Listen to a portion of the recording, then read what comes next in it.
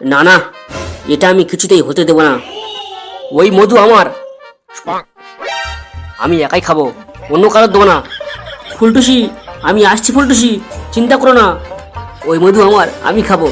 আর আমার এই মৌমাছিটা ফুলের মধু খাওয়ার জন্য টস টস করছে।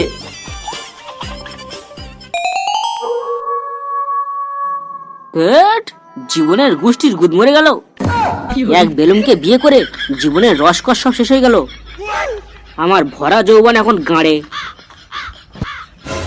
এখন আর কি, এই বুড়ো বয়সে ধনটা নিয়ে চুলকাও। কই গো শুনছো? একটু শুনে যাও, পাশের বাড়ি দাদা বৌদি এসছে। আবার সেই কানের কাছে বক বক শুরু হলো। আরে কই গো, কোথায় গেলে? আরে আসছি, একটু দাঁড়াও।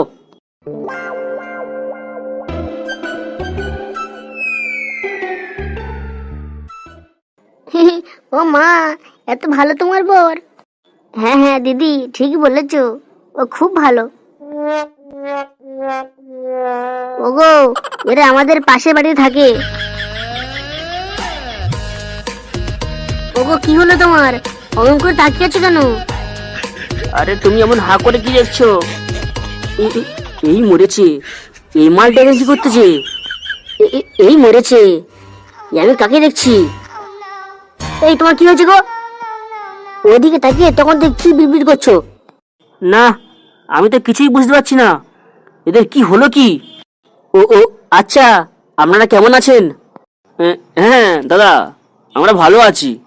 দাদা, আপনি কেমন আছেন? বোকাচোদা, আমি আর কেমন থাকবো? আমার মানলে লপক করছো আর বলছো আমি কেমন আছি।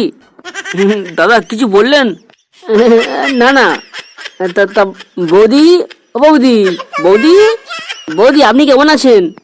দাদা আমি ভালো আছি, আপনি কেমন আছেন? বৌদি তোমায় ছাড়া একদম ভালো নেই। এই তুমি কি বলছো কি? আরে না না, ওসব কিছু না। আমি বলছিলাম কি, আপনারা না এলে আমাদের কি ভালো লাগে। এখন আপনারা চলে এলেন, এবার সবাই মিলে একসঙ্গে থাকবো। বৌদি আছে আমাদের সঙ্গে, খুব ভালো লাগবে। তা বলছিলাম কি দাদা, মাঝে মাঝে আমাদের বাড়ি আসবেন, খুব ভালো হয়। হ্যাঁ হ্যাঁ, ভালোই তো হয়। আমি তো সারাদিন বাড়ির বাইরে থাকি, আমার বউটা একটু লক্ষ্য রাখবেন। মাঝে মাঝে এখানে আসবে, দিদির সঙ্গে গল্প করবে। হ্যাঁ, শুধু দিদির কাছে কেন, আমার সঙ্গে থাকবে, চিন্তা নেই। এই সুযোগ পাবে না আর বুড়ো, রেডি হয়ে যাও। ও সুযোগের সৎ ব্যবহার করো।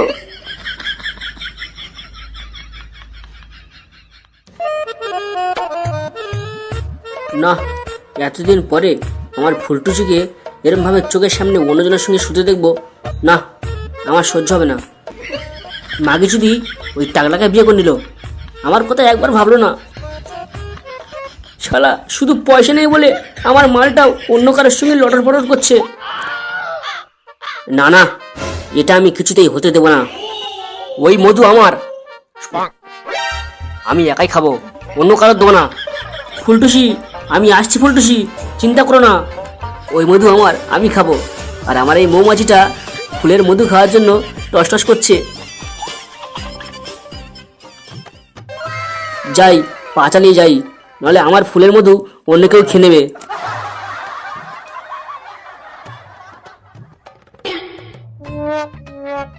কেউ আছো বাড়িতে? ওগো, কেউ শুনছো? কেউ আছো বাড়িতে? কি নটুদা তুমি? মাগি, আমি তোর কোন মায়ের পেটের ছাবাল? তুই আমার দাদা বলছিস? যার রসে এতদিন সাঁতার কাটলে তাকে দাদা বলছো? ছি, তুমিও না খুব দুষ্টু, একটুও বদলাওনি।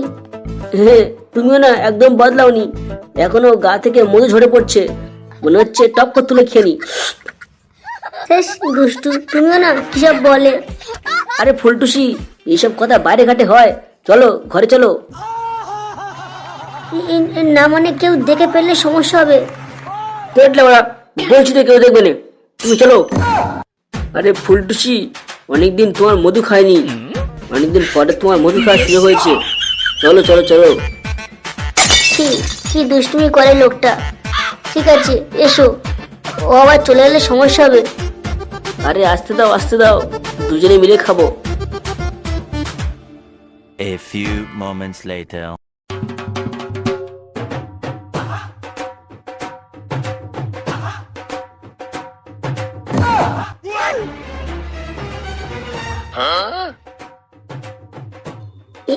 আমি কাকে দেখলাম? ফুটোর বাবা না? কিন্তু ফুটোর বাবা এই সময় টনি বৌদির বাড়িতে কি করছিল? না, ব্যাপারটা গোলমেলে মনে হচ্ছে। কিন্তু নন্টিতা তো বাড়িতে নেই, তাহলে টনি বৌদির সঙ্গে কি করছিল ফুটোর বাপ? আমি শিওর টনি বৌদির সঙ্গে ফুটোর বাপ লুডো খেলছিল। বাড়া, ব্যাপারটা তো ক্লাবে বলতে হচ্ছে।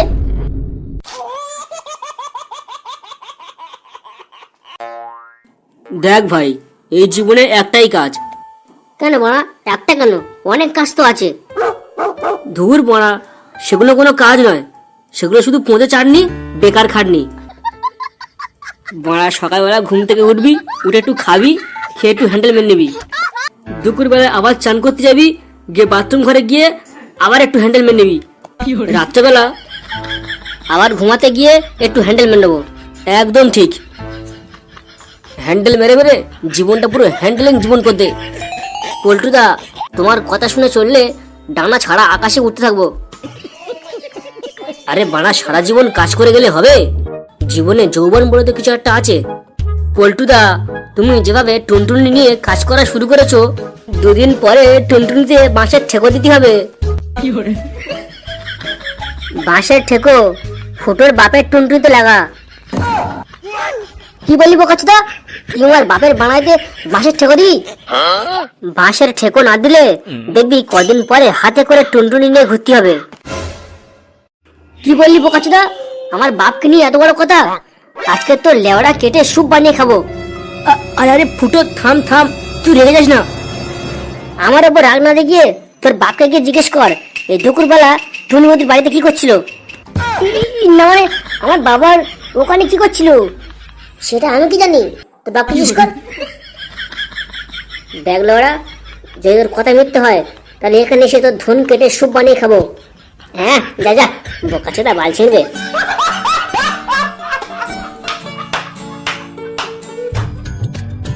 লেওড়া, বাইরে তো ভালো ঠান্ডা পড়েছে, আর এই ঠান্ডায় যদি একটু গরম আমোদ পেতাম ভালো হতো। ওহ, আমার টুনটুনিও গরম আমোদ চাইছে। যাই মারা, আবারও আজকের ফুলটুরির সঙ্গে একটু লকপক খেলা খেলে আসি।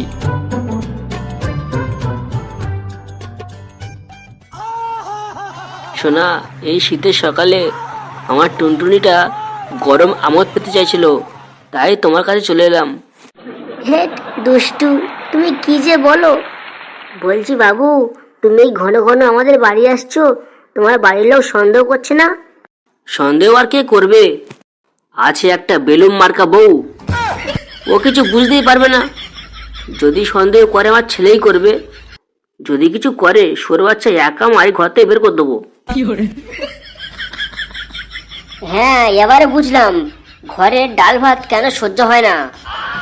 এই এই তুই তুই এখানে কি করছিস? শুয়োরের বাচ্চা, ঘরে বউ থাকতে বাইরে একটা বউর সঙ্গে বসে টপক করছিস, লজ্জা করে না? এই না মানে ফুটো, এমন কিছু না, আমি বলছি কি আমি এখানে আমি এখানে কি? তুই এখানে ওকে অঙ্ক শেখাতে এসছিস?